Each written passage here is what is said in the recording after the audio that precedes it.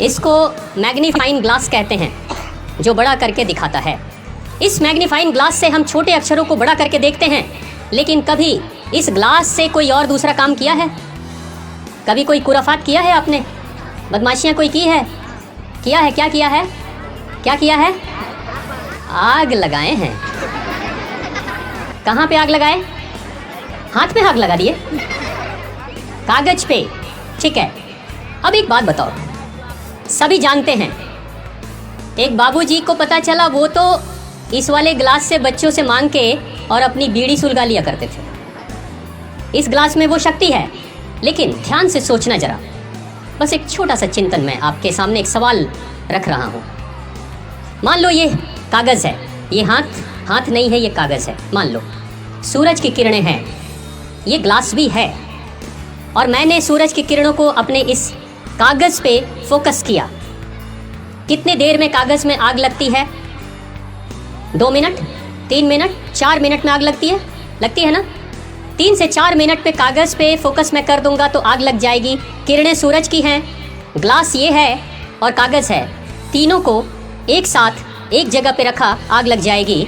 लेकिन ये कागज़ है, सूरज भी है, ग्लास भी है, लेकिन मैं इस ग्लास को ऐसे रख कर और ऐसे ऐसे हिलाते रहूँगा। कितनी देर में आग लगेगी? कितनी देर में आग लगेगी? जोर से बोलो। नहीं लगेगी? 1 घंटा, 2 घंटा, दिन भर?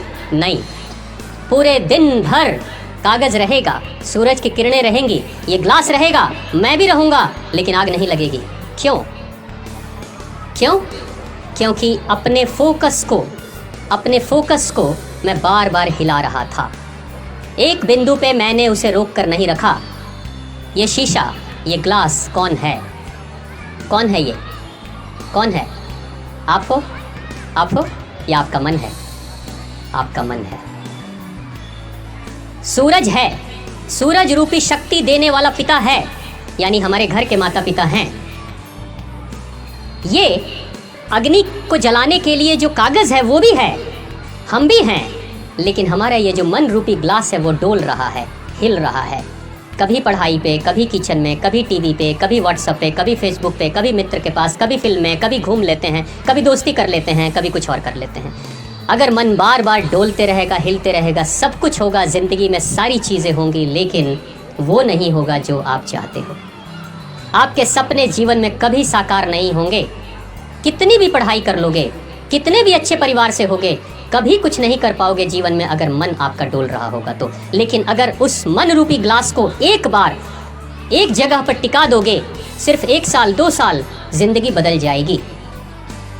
सुभाष चंद्र बोस के पिता बार बार हंसते थे सुभाष चंद्र बोस पर कि तुम जीवन में कुछ कर नहीं पाओगे। सुभाष चंद्र बोस को ये बात बड़ी लगती थी, चोट लगती थी। सुभाष चंद्र बोस ने कहा, मन ही मन कि पिताजी एक दिन मैं दिखाऊंगा कि मैं क्या कर सकता हूँ। सुभाष चंद्र बोस विदेश जाते हैं। ICS की पढ़ाई हुआ करती थी लंदन में, जिसमें अंग्रेज़ छात्रों को उस पढ़ाई की तैयारी करने में 4 वर्ष लगते थे, 4 साल लगते थे। 4 साल की पढ़ाई के बाद इम्तहान में बैठते थे, तब कोई पास होता था या कोई फेल हो जाता था। सुभाष चंद्र बोस ने सिर्फ 9 महीने की पढ़ाई की थी और ICS, भारत के पहले ICS बने थे, इंडियन ICS पहले। सिर्फ 9 महीने की पढ़ाई, वो जो 9 महीने अपने मन को रोक दिया ना, आग लग गई थी। जिस समय सुभाष चंद्र बोस भारत छोड़कर जा रहे थे लंदन, बंदरगाह पे उनके रिश्तेदार और वो खुद, उनके अलावा और कोई दूसरा नहीं था। लेकिन 9 महीने की मेहनत मशक्क़त के बाद उस इंसान ने ICS के उस इम्तहान में आग लगाने के बाद जब सुभाष चंद्र बोस भारत के बंदरगाह पर लौटते हैं, लाखों लोगों की भीड़ लगी हुई थी सुभाष चंद्र बोस के स्वागत के लिए। ये भारत का कोई सपूत है जो अंग्रेजों के सबसे बड़ी नौकरी को हासिल भी कर लेता है सिर्फ 9 महीने की मेहनत में, और लात मार कर चला आता है भारत माता की सेवा के लिए। ये वो शक्ति थी, ये मन की वो स्थिति है। जब तुम्हारा मन डोलेगा तो कुछ भी कर लोगे, सपने कितने भी बड़े रखोगे, कुछ नहीं होने वाला है। तब फिर क्या होगा? जब आप बूढ़े हो जाओगे ना, तब कहोगे हमारे भी सपने बहुत बड़े बड़े थे, लेकिन माताजी ने सपोर्ट नहीं किया, तो पिताजी ने ये नहीं किया, तो दोस्तों ने ये किया, तो दुश्मनों ने किया। शिकायत के सिवा और कुछ नहीं रहेगा आपके पास में जीवन में। इसलिए बेहतर यही होगा, इन सारी शिकायतों के तरफ जाने से बेहतर है कि अपने मन को एक बार जिस कार्य को कर रहे हो ना, उस कार्य में पूरा लगा देना, जिंदगी बदल जाएगी।